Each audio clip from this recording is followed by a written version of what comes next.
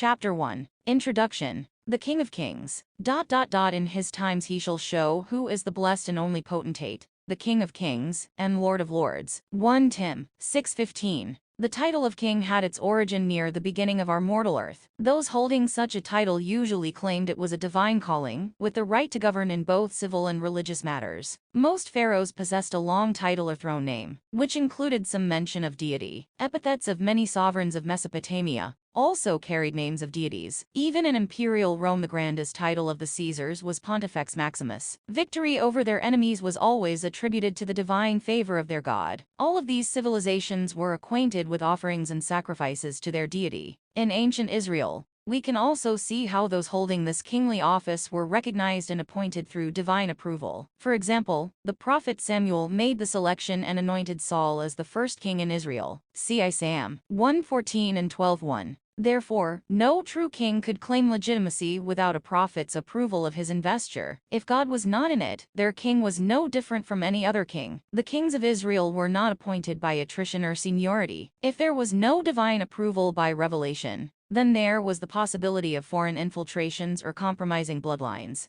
Furthermore, all righteous kings were subject to the laws of God. A king in Israel was commanded to learn and live by those laws, for God said, "And it shall be, when he sitteth upon the throne of his kingdom, that he shall write him a copy of this law in a book out of that which is before the priests the Levites. And it shall be with him, and he shall read therein all the days of his life, that he may learn to fear the Lord his God, to keep all the words of this law and these statutes, to do them, that his heart be not lifted up above his brethren, and that he turn not aside from the commandment, to the right hand or to the left, to the end that he may prolong his days in his kingdom, he and his children, in the midst of Israel." Dut. 17:18-20. Any good king, president or ruler is not to add or take away one jot or one tittle from God's law, which is the difference between God's appointed kings and worldly kings. It is by this rule that frauds and impostors are made known. The lessons of history also show that if the people cannot perceive or discern by this means the kind of ruler they have, then that is the kind of leader they deserve. The words king or kingdom appear in the Old Testament 2,000 times.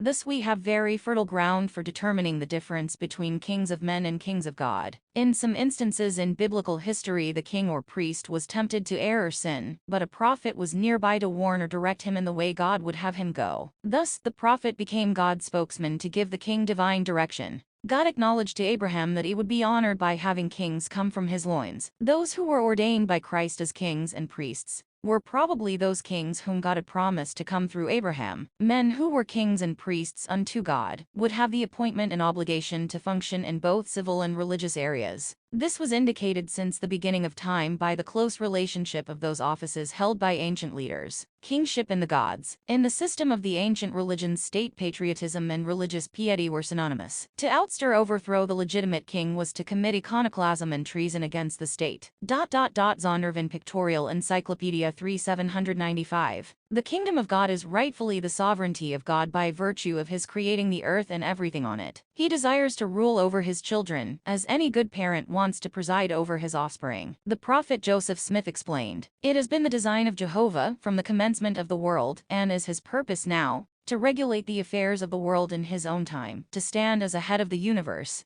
and take the reins of government in his own hand. When that is done, judgment will be administered in righteousness, anarchy and confusion will be destroyed, and nations will learn war no more. It is for want of this great governing principle that all this confusion has existed. TPJS pages 250-51. This is all according to the patriarchal order. A father is entitled to rule and preside over his own family. How does a parent feel when a child rebels and opposes him? On the other hand, how does he feel when one of the children does everything he is required to do? Naturally, the disobedient child will be punished, and the obedient child will be rewarded. Such is the natural order of things between man and God in his kingdom. It is said that God is Lord of lords and King of kings, but how can he be King of kings, unless there be kings under him to give him homage and pay respect unto him, and acknowledge him as their Lord and their King? George Q. Cannon, J.D. 14 128.